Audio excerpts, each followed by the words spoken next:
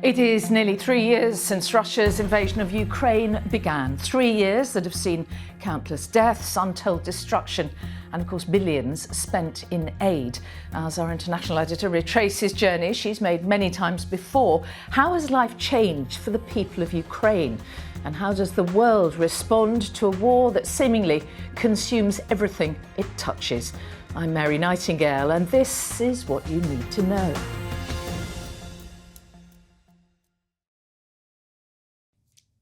Hello and thank you for joining us for this episode of What You Need to Know. Joining me from Kyiv is our international editor, Emma Murphy. Now, Emma, you've just come back from a press conference with Zelensky. What was the mood like there?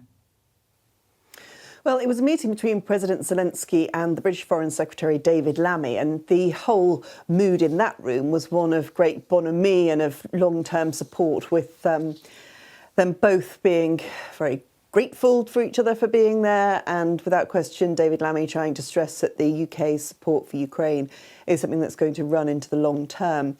Afterwards, however, there was a press conference with President Zelensky, and I spoke to him about the situation in Ukraine and also about how he feels, because there's been so much discussion, hasn't there, recently about the US aid supplies to Ukraine for the military operation, never mind just for the US aid that's been stopped across the board. So I put to him, what would he think about the situation if the US started to reduce the amount of aid? Because obviously that has been absolutely critical, those billions that America has ploughed in military support to the Ukrainian fighting operation. And he basically said that he didn't want to think about it. It would be very, very risky, and he wouldn't know how the country would be able to continue to fight and defend itself. So there's absolutely no question that President Zelensky is well aware just how reliant his country is on foreign aid, not just from America. Of course, the EU and the UK have also been big benefactors there, but the Americans really do the heavy lifting, and I think, you know, they are desperate to try and get the conversations underway as to what American support is going to look like in the future. And also what the Americans want to do going forward. We understand that he's going to be talking to the special envoys, including those who've been involved in the factoring of some form of peace deal there in Gaza. So those conversations, I'd expect, will probably take place in the next few days and weeks, and they will be absolutely critical to where this war goes as it starts to enter its fourth year. It's hard to believe, but yeah, the fourth year of fighting. Yeah, it is extraordinary, isn't it? I mean, President Trump said it would be very easy to sort out the war. He said he would do it probably, within 24 hours of coming to power. But did you get any indication that Ukraine could be closer to peace talks with Russia? Well, President Zelensky was asked whether or not there was the possibility of peace talks in the coming days and months, and he said that he would have to have a conversation with his allies in America and in Europe to try and work out the common plan and the common agenda. And he didn't rule out some kind of diplomatic contact with the Russians, or the enemy as he described them, to try and find some way forward to this situation, because you know, they have fought a long and hard fight in this country and taken, in certain parts of Russia, taken the fight to the Russians, particularly in Kursk. But it is an incredibly, incredibly damaging war. It is a war that's costing a fortune in, you know, human life, in quality of life, in terms of just nuts and bolts and military equipment. You know, it's costing Ukraine an awful lot. It's costing Ukraine's allies an awful lot. But more importantly, it is the lives of those that are being lost on the front line. It's the lives that are being totally destroyed by the injuries. And it's the lives of, you know, the next generations of Ukrainians that are completely held up by this war. And I think whilst there is still a great fight here to keep on battling, to keep on holding on to Ukrainian sovereignty and to defeat Russia, there is also an acceptance that this can't just carry on like this, some kind of dreadful, never-ending war that will just do never-ending damage. I mean, you've visited Ukraine many times, haven't you, since the conflict began over all those years. Have you noticed changes in the country during that time? On this visit, for example?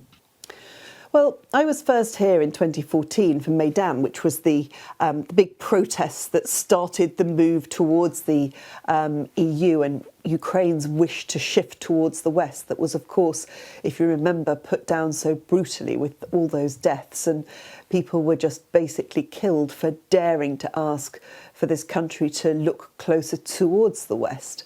And then in those years since, of course, there has been so much fighting down there in the east. There's also been the taking of land, Crimea particularly.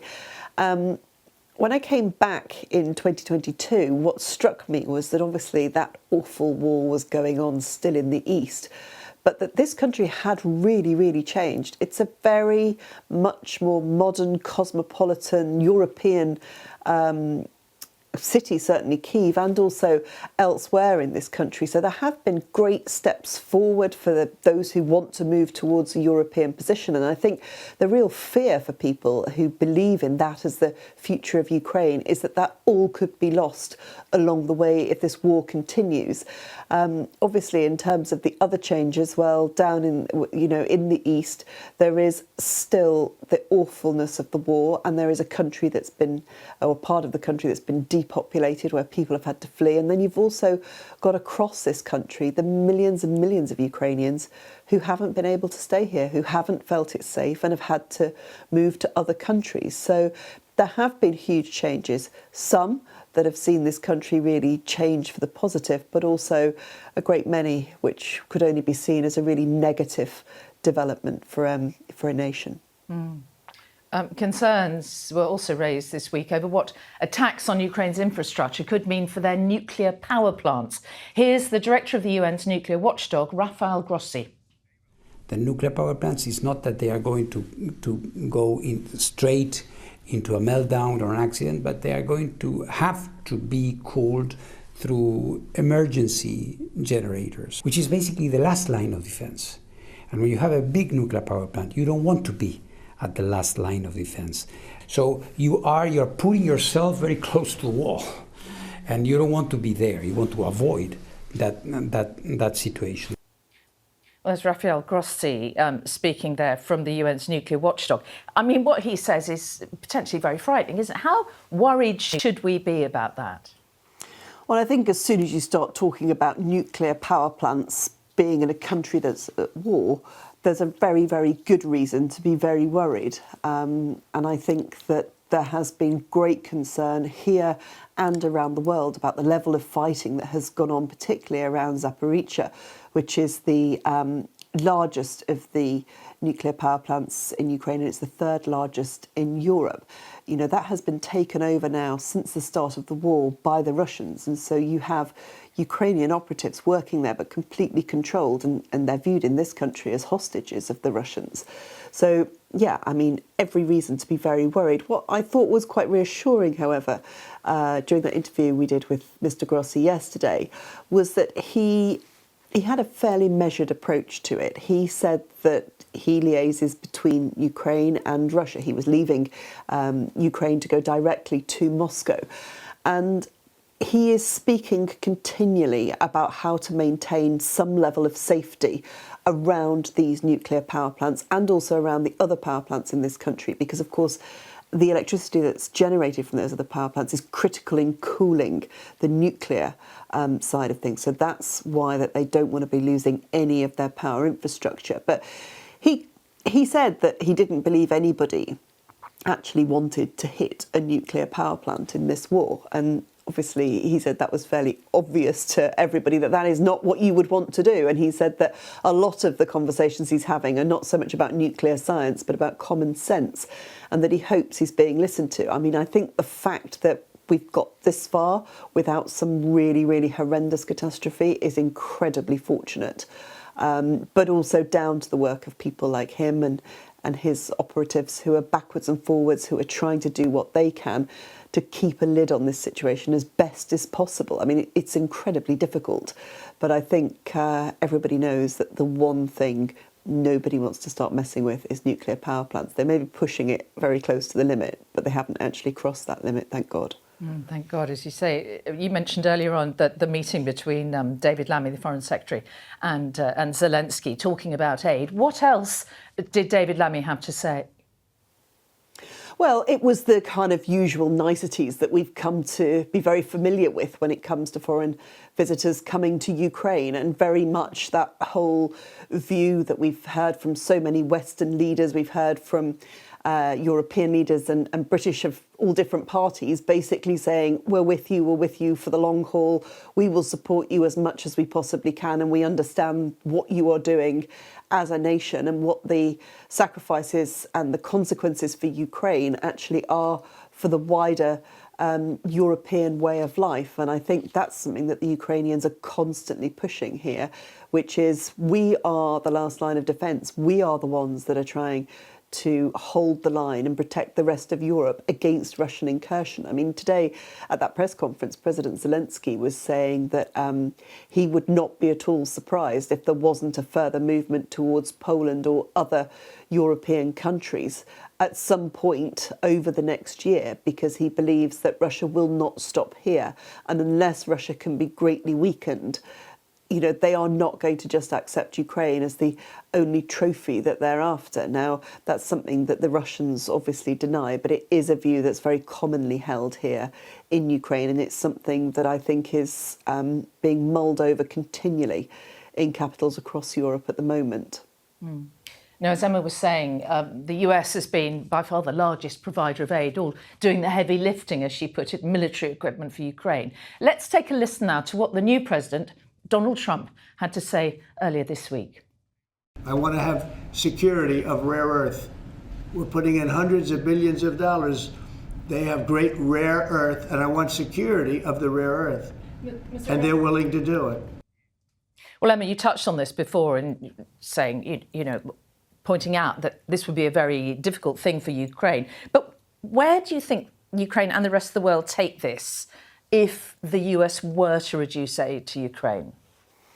Well, I think a significant reduction would be incredibly difficult for Ukraine and the other alliance members to try and fill in for. I mean, the Americans really do put a huge amount of money in here. That's not to say that the Americans don't make a huge amount of money from it. They do, in terms of, you know, all the weapons that they sell and supply to the Ukrainians. They actually get the money back in their own dollars because they're building production in their countries. So the Americans and other countries are getting quite a lot out of this as well, but not as much as the Ukrainians are and not as much as the Ukrainians need. So if the US decided to really drop the level that they're investing here, I think you would see European nations step in. I think you would see probably the UK, but there is a finite amount that all these countries can spend. Now, what President Zelensky was saying this afternoon is that by far the cheapest way to protect Ukraine and protect the wider European family